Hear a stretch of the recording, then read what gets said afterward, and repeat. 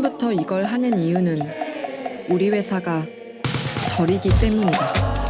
어느 곳이든 회사가 되는 순간 그곳은 정글이다. 네, 관세음보살 출판사 송혜인입니다. 교정을 하고 책 편집을 하고 택배를 보내는 사이 하루가 간다. 우리 대인보살은 몇 년 차지요? 5년 됐습니다, 스님. 불교 공부가 많이 됐겠네. 그냥 일하다 보니 얕고 잔잔하게. 사찰 오피스 무비라는 새로운 장르로 영화계에 신선한 바람을 불러일으키고 있는 영화가 있습니다. 더 납작 엎드릴게요인데요. BTN 뉴스에서는 오늘 출연진, 제작진 모시고 이야기 나눠보도록 하겠습니다. 안녕하세요. 안녕하세요. 먼저 소개부터 부탁드립니다. 안녕하세요. 저는 더 납작 엎드릴게요 연출한 김은영입니다. 안녕하세요. 저는 더 납작 엎드릴게요 각본을 쓴 해희성입니다. 안녕하세요. 저는 더 납작 엎드릴게요에서 송혜인 역할 맡은 김연교입니다. 네, 더 납작 엎드릴게요. 어떤 영화인지 소개 좀 부탁드리겠습니다. 불교 출판사를 배경으로 한 사찰 오피스물인데요. 관객분들 중에 줄여서 절피스라고 부르시는 분들도 있으시더라고요. 입사한 지 5년 차인데 후임이 없어서 여전히 막내 5년 차인 혜인을 중심으로 츤데레 대리 태미가 있고 그 위에 카리스마 있는 팀장님이 있고 요 3명이서 일하는 모습을 담았습니다. 더 납작 엎드릴게요가 영화 제작 전에는 책으로 출간된 것으로 알고 있는데요. 작가님과 감독님 어떤 관계인지 궁금하고 또 이 영화는 어떻게 탄생한 건지 설명 좀 부탁드리겠습니다. 제가 출판사 재직 시절 때 절에 출근한다는 얘기를 듣고 감독님께서 굉장히 흥미를 보이시더라고요. 그래서 제가 퇴사를 하고 프리랜서 작가로 일을 할 때 에세이 집필을 한번 해보지 않겠냐 제안을 주셨고 저도 재미있을 것 같아서 글을 쓰기 시작을 했는데 책에는 절에서만 알 수 있는 재밌는 에피소드들과 직장 생활을 할 때 제 개인적인 사유를 담은 글들을 썼는데 감독님께서 글을 쓸 때마다 재밌다, 너무 북돋아 주셔가지고 저도 좀 재밌게 작업을 했습니다. 네, 영화 더 납작 엎드릴게요. 이 제목은 어디서 나왔는지 좀 궁금합니다. 절에서 절을 할 때 엎드린다라는 행위와 저희가 사회생활을 하다 보면 어쩔 수 없이 엎드려야 되는 상황이 있잖아요. 그래서 그거를 조금 합쳐서 써봤고요.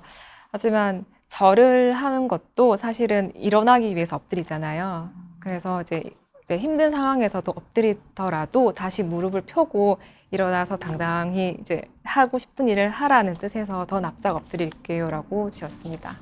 김연구 배우님은 MZ 세대이시잖아요. 직장 생활을 많이 해보지 않으셨을 것 같은데 이 연기를 하면서 좀 어떤 것에 중점을 두고 연기를 하셨는지 좀 궁금합니다. 뭔가 자기가 손해를 보더라도 혹은 뭐 이득을 보더라도 그런 거에 상관은 하지 않고 어떤 선을 실천하는 그런 행위가 나오는데 이제 그런 게 자신이 되게 핍박을 받는다거나 그런 스트레스가 있는 상황에서도 되게 건강하게 그렇게 선한 행동을 할 수 있다라는 게 이 친구가 가진 단단함이라고 생각을 했거든요. 그래서 저는 그런 헐렁해 보이지만 이 단단함이 내면에 있는 이 아이를 연기를 잘 하려고 좀 중점을 뒀어요. 네. 그럼 이번 연기로서 사찰 직장인으로서의 간접 경험을 하신 거잖아요. 네. 어떠셨나요?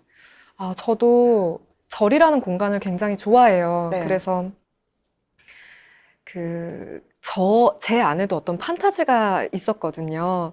그런데 이제 대사 첫 시작에 어느 곳이든 회사가 되면 그곳은 정글이 된다라는 문장이 있거든요. 누구나 회사가 되면 이렇게 정글이구나를 느끼면서 이제 촬영을 했었고, 그냥 재밌었던 거는 이제 계속 콩나물을 이제 구내식당에서 먹는 장면을 보면서 제가 그거를 막 물어봤었어요. 작가님한테 진짜 그러냐 했는데 진짜 그런다고 이렇게 또 말씀해 주셔가지고 그런 지점들이 좀 새롭고 신기했어요.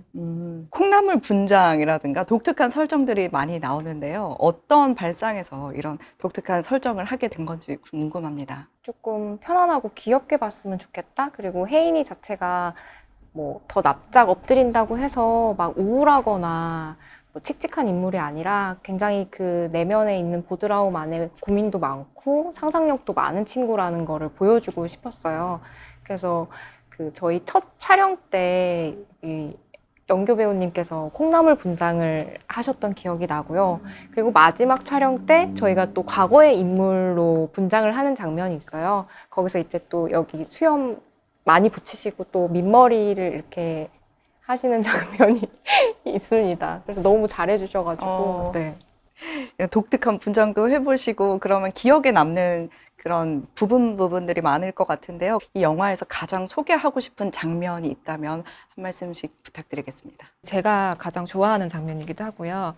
1회 엔딩에서 혜인이가 사탕을 먹는 장면이 있어요. 그때 사실 저희가 사탕을 먹어서 그게 녹아 없어질 때까지 시간이 되게 짧은데 그 짧은 시간과 그 작은 위로에도 혜인이의 마음이 쉬어갈 수 있다는 걸 보고 저도 좀 위로를 받았고요. 저희 영화를 보시는 관객분들께서 그런 사탕처럼 달달한 위로가 되는 영화처럼 받아들였으면 좋겠다는 생각에서 그 장면을 소개해드리고 싶습니다. 제가 소개시켜드리고 싶은 장면은 안 과장님이라고 종무소에서 일하시는 분이 계세요. 그런데 이제 우리끼리 이제 맛있는 거 떡볶이 사가지고 먹는데 갑자기 찾아와서 그 떡볶이를 막 거의 훔쳐 먹으면서 침 다 튀기고 네. 그래서 셋이 잔뜩 뿔이 나서 이렇게 커피를 사들고 돌아오면서 안 과장님 욕을 하는 장면이 있었어요. 근데 그때 이제 우리의 팀장님이 한 인생을 이해하려면 그게 얼마나 걸리냐. 평생에도 못한다. 내 안에 미운 마음 갖지 말고 그거 다음 생으로도 이월되니까 그냥 보내라 이런 네. 말씀을 해주시거든요. 네. 태세의 화합이 이런 팀장님의 말을 통해서도 이루어졌을 수 있겠다라는 마음이 들어서 그 장면을 좀 소개시켜드리고 싶었어요. 네, 세 분의 이야기를 들으니까 빨리 영화를 봐야겠다라는 생각이 드는데요. 세 분에게 불교란 어떤 건지 좀 묻고 싶습니다. 저에게 불교라고 하면 떠오르는 이미지는 그 처마 밑에 달린 풍경 같은 느낌이었어요. 일상의 어떤 순간을 깨우쳐주는 듯한 소리. 저한테 불교는 포옹 같아요. 제가 어떤 위기에서 어떤 모습으로 또 얼마나 만에 가든 이제 약간 따뜻하게 품어주고 저는 또 그 온기에 마음을 좀 녹이고 다시 기쁨을 위해서 달려갈 수 있는 좀 힘을 얻었던 것 같아요. 감독님과 작가님께 또 여쭙고 싶은 것은 앞으로도 이렇게 불교 관련된 콘텐츠를 제작하실 의향이 있으신지 계획이 있으신지 궁금합니다. 불교계에 전폭적인 지지가 있다면 저희 시즌2를 한번 생각해 볼까 합니다. 네. 저 같은 경우는 제가 불교 용어 중에서 시절인연이란 말을 굉장히 네. 좋아해요. 그래서 네. 지금 장편 소설을 하나 쓰고 있는데 거기에도 그런 정서가 녹아 있고요. 앞으로도 계속 불교적인 분위기의 글은 계속 쓸 것 같습니다. 네, 그럼 마지막으로 저희 BTN 불교TV 시청자들께 한 말씀씩 부탁드리겠습니다. 책을 가지고 왔는데요. 네. 이 에세이를 만드는 순간부터 영화를 완성하기까지 모든 순간 진심으로 촬영했고 영화도 재밌거든요. 그래서 꼭 봐주셨으면 좋겠습니다. 오늘 하루 힘들었던 분들한테 괜찮다 위로해주는 영화이기 때문에 많은 분들이 공감을 하고 위로를 받으실 수 있을 거라고 생각을 해요. 절에 오듯이 극장으로 가셔서 저희 더 납작 엎드릴 기회 봐주셨으면 좋겠습니다.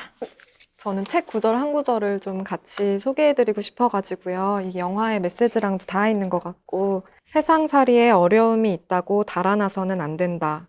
그 어려움을 통해 그걸 딛고 일어서라는 새로운 창의력, 의지력을 키우라는 우주의 소식으로 받아들여야 한다.